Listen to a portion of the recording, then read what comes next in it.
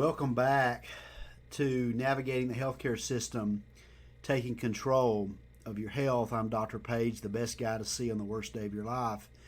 And on this video, we're going to be discussing the process of becoming your own advocate in your health, which I think is one of the most important things nowadays. I mean, the days of the paternalistic doctor who's going to tell you what to do is once again very less common, and you need to know, you need to take control of a lot of those decisions. There's the issue of discussing things, and then the issue of making decisions. And always it's difficult as a non-medical person because you don't know what you don't know. And then when you have to trust your doctor, there's always the question of, does my doctor know what he really says he knows? And so once again, I don't have any answers for you completely, and so we will be talking in the fifth session here about kind of just filtering the facts from our feelings and from fiction, and how to kind of filter all that information. But today, just kind of understanding one piece of that puzzle is that you need to grow into becoming an advocate for your health. Let me tell you a story. This happened several weeks ago. There was an 80-year-old lady who walked into my office with breast cancer. Now, typically by the age of 80, once again, we begin to change the management of breast cancer, knowing that most people by the age of 80 are not going to live this long.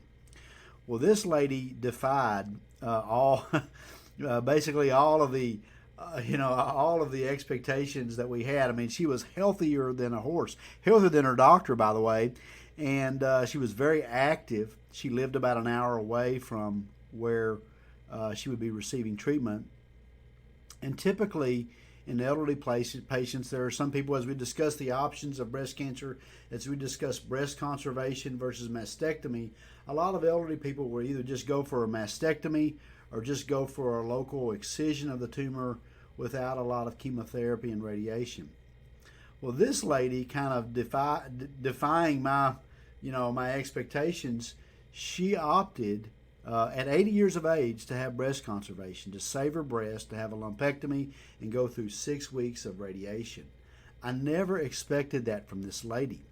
But once again, she had learned over the years to become her own advocate, and she knew what she wanted. She knew herself, knew her limitations, but she also knew, the extent that she was going to go to in her health care, which was really great. And for this lady, at age of 80, breast conservation and radiation was the right answer for her.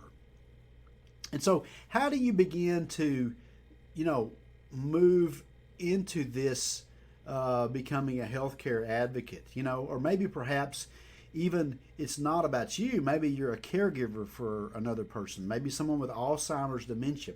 How do we begin to take steps to make good decisions? And there's very different ways that we get our information to help us make good decisions. First of all, we can get our information from other people.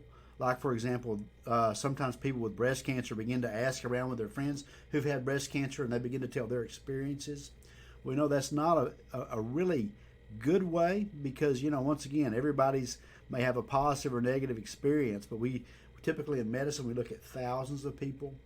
Now, of course, we have the internet, and that is a good way, but often we don't know specifically how those particular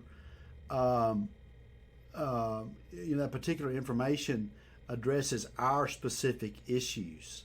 And so we have to be very careful in those things. And of course, the third way, of course, is talking to our physician.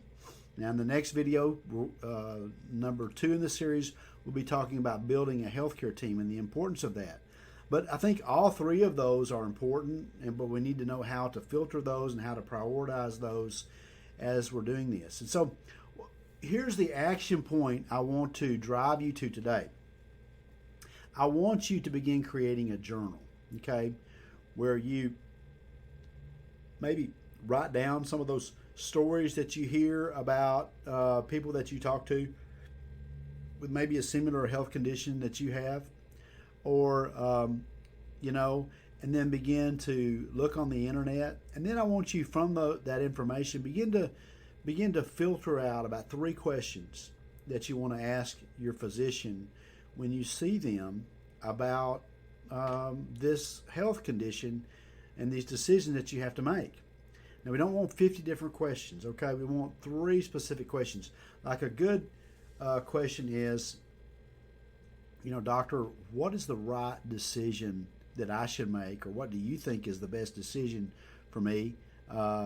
Maybe, what are the options, that I have in this situation? Like, for example, with this lady with the breast cancer, she had basically 3 options. One was to have a mastectomy, the other was to have, breast conservation, and the other was just to have a lumpectomy, or maybe even the 4th option was just to take a pill called tamoxifen.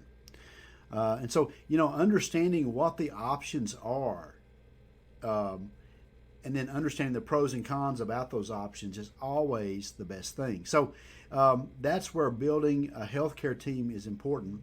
What I want you to do today, the action steps are: number 1, create a journal where you begin writing down some of that information that you learn, and where you begin to formulate some questions that you can bring to your doctor when you visit them in the doctor's office. I think that's very helpful.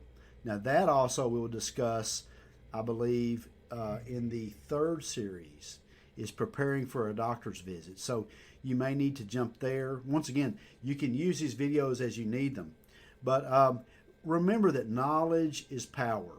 And part of becoming your own healthcare advocate is learning in the process. And as you learn more about your disease process, or maybe your loved one's disease process, if you're a caregiver, understanding more about the disease will help you to make better decisions. I'm Dr. Page, the best guy to see on the worst day of your life.